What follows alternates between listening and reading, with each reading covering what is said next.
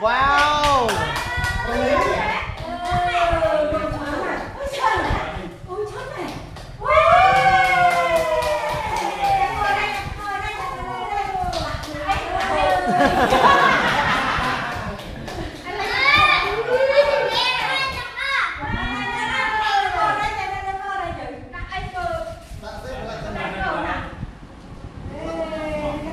Chạm tới đó vinh tử.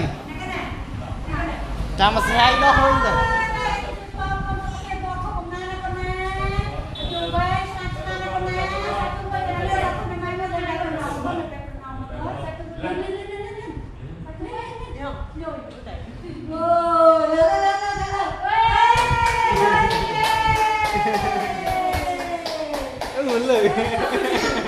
Giật tục. Giật tục. Giật tục ơi.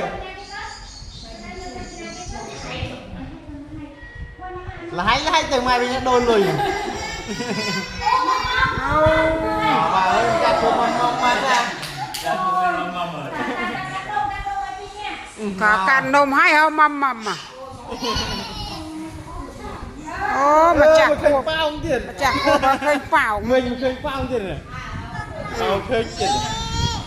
kéo lẽ ai hở khơi gì đó.